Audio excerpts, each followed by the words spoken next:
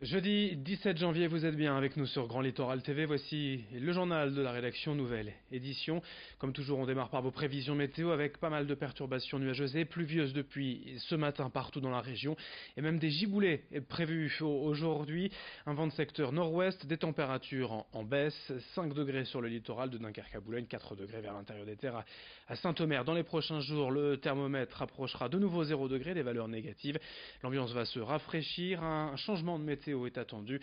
Les prévisions de fin de semaine et du week-end avec un prévisionniste de la chaîne météo.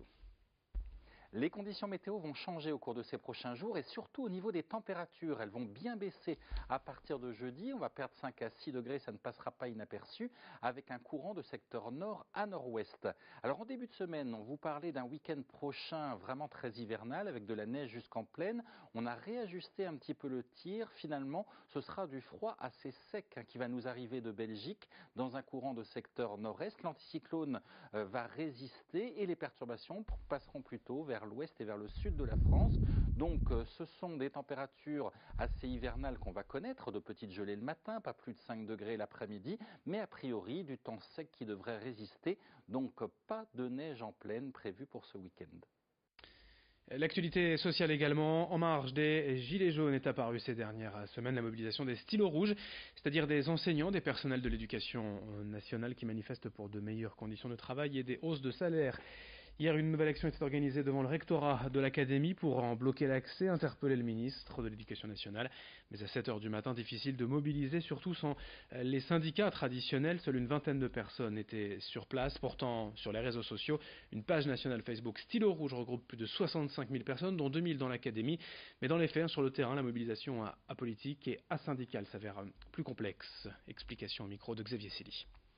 C'est sûr que le côté asyndical gagne en spontanéité, hein. C'est une colère qui vient directement de la base des profs et de l'éducation nationale en général. Après, nous on n'est pas contre un soutien syndical ou une voix portée par l'intermédiaire des syndicats, on ne leur interdit pas du tout de se joindre à nous, mais disons qu'on essaye un peu d'aller plus vite et de court-circuiter les rouages parfois un peu longs de l'administration, y compris parfois des syndicats. Et on ne s'interdit aucun dialogue, hein. Nous on attend bien entendu un dialogue avec le ministre, hein. C'est quand même lui notre chef, hein. C'est lui qui doit nous répondre, mais bien entendu en attendant les syndicats et même les corps intermédiaires, la hiérarchie en général est invité à dialoguer avec nous puis à nous apporter des réponses surtout, hein, parce qu'un dialogue sans réponse c'est inutile, hein.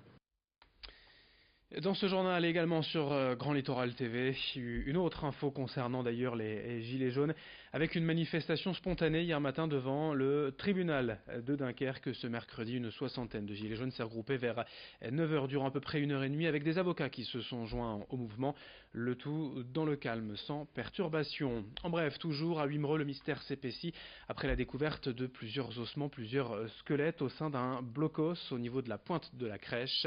Des squelettes récents selon les dernières informations, au moins 2 squelettes humains et un de chien. Une enquête a été ouverte. La police a bien sûr commencé son enquête sur place. Dans ce journal est également la disparition tragique et brutale du référent départemental de la République en marche à Saint-Omer. Stani Ispek s'est donné la mort hier matin avec son arme de service. Il était membre des forces de l'ordre de la compagnie CRS 16 de Saint-Omer. On enchaîne avec une belle innovation régionale à vous présenter.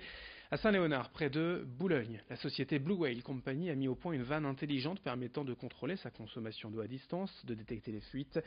Implantée au sein de la pépinière d'entreprise Créamanche depuis 2016, l'entreprise vient de recevoir 2 prix au CES 2019 de Las Vegas. C'est le salon mondial de l'innovation et des nouvelles technologies. Cette vanne connectée permet donc de contrôler à distance sa consommation d'eau. Avec un simple SMS, il est possible d'ouvrir ou de fermer l'arrivée d'eau. En cas de fuite, le procédé vous prévient également en envoyant un message. La technologie peut tout à fait s'appliquer aussi à l'électricité, au gaz ou au fioul. Explication au micro de Marine Kijek. L'intérêt de ce produit, c'est que c'est un produit qui est totalement autonome et qui est connecté.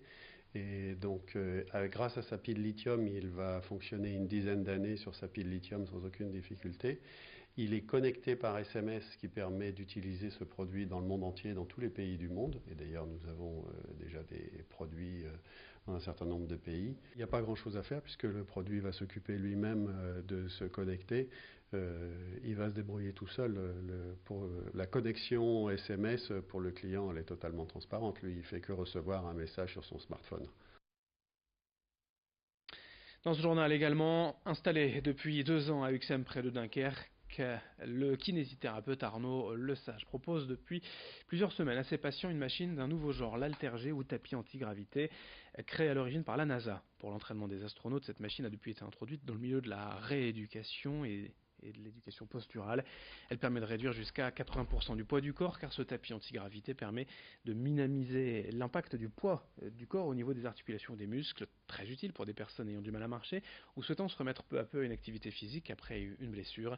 Grâce à un système vidéo, l'utilisateur peut voir ses appuis au sol, mais aussi la cadence de ses pas et la durée de sa séance. Explication avec le kiné à Uxem, Arnaud Lesage au micro de Louis Caillé.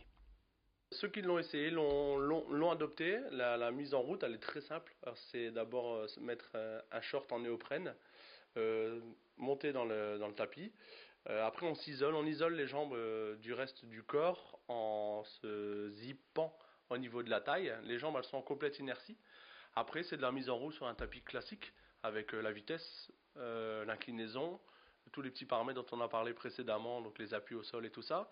Le gros plus, c'est l'onglet poids du corps. Et là, forcément, la personne, une fois qu'elle se met en route, elle peut très bien réduire progressivement son poids du corps. C'est le gros plus par rapport à un tapis classique. En mode sport, pour finir ce journal avec une cruelle désillusion, la déception pour Adrien Van Beveren, tout près de remporter le Dakar l'an dernier. Il a été contraint à l'abandon hier lors de la 9e et avant-dernière étape à 17 km de l'arrivée. Son moteur a lâché, casse moteur, et le pilote Odomarois, originaire de Rakinghem, a été contraint d'abandonner et de laisser là bien son rêve de victoire. Il devrait tout de même finir l'épreuve aujourd'hui. Une fois son moteur réparé, il sera bien sûr hors course, mais finir, au moins c'est important à ses yeux pour ses partenaires et ses fans. Adrien Van Beveren devrait être de retour, on l'espère, au Touquet sur les pistes de l'Enduropal début février. On en reparlera.